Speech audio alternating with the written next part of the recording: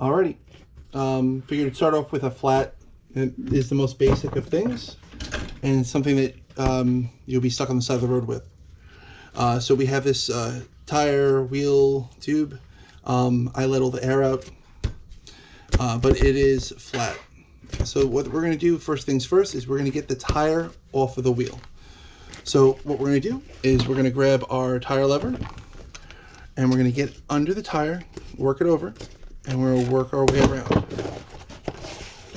And what you'll see is that will separate the tire from the wheel. This wheel has a Presta valve, so it has a couple extra things. We're going to undo the nut on the Presta valve and put that down for safekeeping, at which point we can work the rest of the tire off of the wheel, and we can remove the tire tube from the wheel. Once we have the tire and tube separate, we're going to take our bad tube away. We'll be reusing that, that's still good.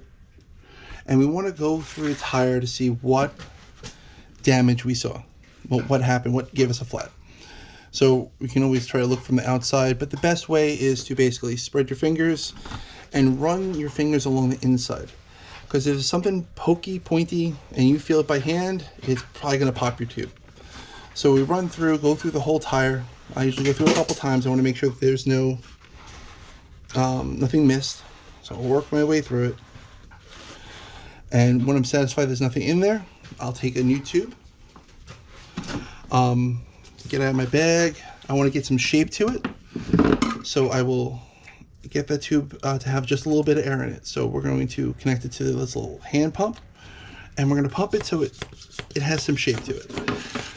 That will make it a little bit easier for us to put it inside the tire, as well as put the tire back on the wheel. And we don't want too much, because as you inflate, it's going to get bigger and bigger.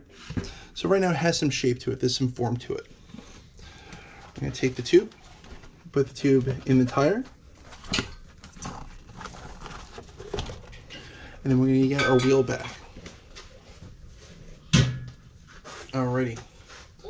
So these tires are directional. You can usually look at the treads to see which they're going, or there will be arrows along the side casing. What we're going to do is we're going to take the valve, find the valve hole in the wheel, and we're going to put the valve in the valve hole. And what will happen is you're going to try to put the tire back on and work your way around. You'll get one side, it's going to go super easy, and we're going to try to do the other side. I'm going to start working it in, and as you're going, you're just doing one side, this other side will keep undoing itself. So once you have a little bit in there, you do want to start working from both sides. Give it a little squeeze, work the tire back on, make sure you're not squeezing the tube, work it back together, and you should be on. You make sure it's good on one side, make sure it's good on the other, and now we're going to throw some more air in. To put air in, you want to make sure we secure that valve if you have a Presta valve, so we're going to put that nut back on the Presta valve. Make sure the valve is open.